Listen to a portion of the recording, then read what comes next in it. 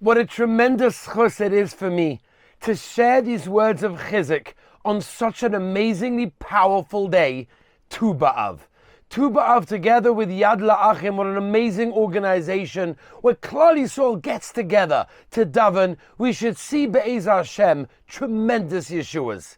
So we know that in the Bris Bein HaBesarim, Avraham Avinu was painfully told about the future of Klal Yisrael that awaits them. And Avraham Avinu asked Hashem, how do I know? How do I know that Klal Yisrael will actually merit being saved and eventually inheriting Eretz Yisrael? The Gemara in Brachos tells us that Avraham Avinu was the very first person to address and call Hashem by his name, Hashem. Which is interesting, because we're all familiar with the Medrash. The Medrash tells us that on the 6th day of creation, the Rabbeinu Shalom brought all the animals of the world to Adam HaRishon and asked Adam HaRishon to name the animals, which Adam HaRishon did. One after the other, he named every animal. And then Hashem asked Adam HaRishon, tell me, what's your name? Adam HaRishon said, my name is Adam. And then continues the Medrash.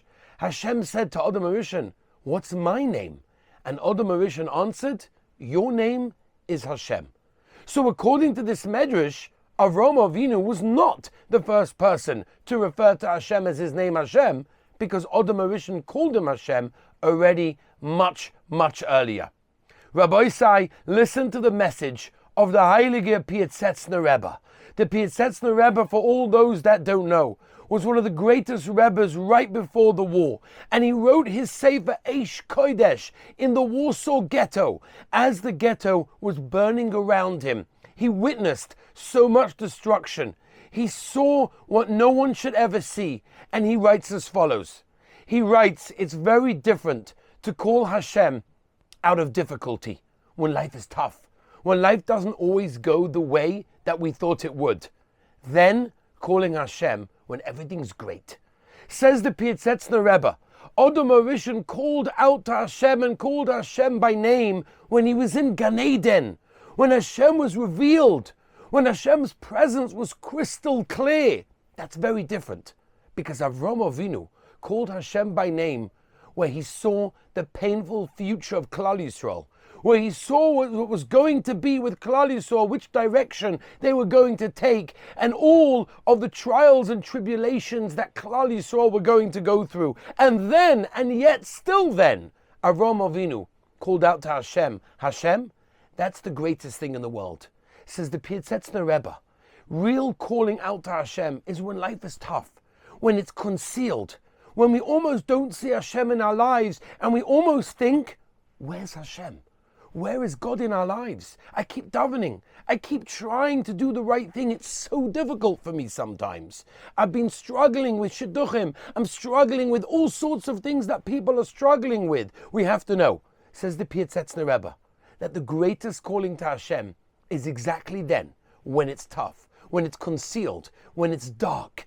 That's what it is. And I tell this to my boys. I tell this to girls. I say this to anyone that I can talk to that will ask me, what do I do in situations of Shidduchim where it's so hard? It's like an emotional roller coaster sometimes. Yes, no, waiting. Who knows? Everyone has it different. And I always tell them, this time makes you stronger. This time that you could work on yourself, that you could work on your relationship with the Rabbeinu Shalom, makes you into a stronger person. And the Torah's approach to a dark time, to a difficult time, is not a time of distance, but it's really a time of opportunity. Let's take this opportunity. Tu B'Av, by the way, is 7 days after Tisha B'Av, meaning we get off the floor, we finish our Avelos, we get up. Now we rise up to the realization of what we have and the relationship that we really can develop and can actually connect to at this time. And specifically today on Tu B'Av, we have that opportunity to storm the heavens, and Be'ez Hashem will be Zoicha. But Rabbi Isai, I'll leave you with one last thing. Amazing story. There was a Yid. His name was Yechiel Meir Pick. Yechiel Meir Pick, unbelievably wealthy Yid, originally from Poland, lived here in Israel. His name is on many buildings all over Bnei Brak, all over Yerushalayim, a very wealthy fellow. And someone said to him, Rabbi Yechiel, how did you make so much money? How were you so wealthy? And the story, Rabbi Isai, goes like this. One day, it was on the day of his wedding. He was meant to be traveling to his own wedding. And he gets on the train in order to get to the destination that his wedding was taking place. And he realized in the middle of the journey, he was on the wrong train, going on the wrong direction. But when he got to his wrong direction, he realized he has no more money. He's not able to buy another ticket. So there he was on the platform, crying his eyes out. It's the day of his wedding. It's late. He's got no money to get a return ticket or a ticket in the right direction to get to his wedding on time. What's he meant to do now? And a choshev, a Yid, a tzaddik called the Siftzei Tzaddik, met him and sees this young man crying on the platform. And he says, Rabbi Yid, is everything okay? What can I do for you? And he says, yes, today is the day of my wedding. I'm crying because I can't get to my wedding. I'm in the wrong direction and I don't have money. And this heilige tzaddik, the Siftzei Tzaddik, said to Rabbi Yechiel, listen, my dear son, I'll tell you what, you're crying. You're crying to get to your wedding. You just want to get to your wedding. I promise you, you will never lack money. And that's what happened. He gave him money. He went to his wedding, and that is history. He became extremely wealthy and gave money to many institutions and built many buildings in his name. Moirai v'Rabbi Isai, every single one of you that are waiting for your Shidduch, you're waiting to get to your wedding. You just need to cry. Cry doesn't mean with tears, but it means with emotion. It means with a realization that yes, we can have that connection. Yes, our tefillahs mean something. Yes, the Rabbeinu Shalom is there, even when it seems that he's not.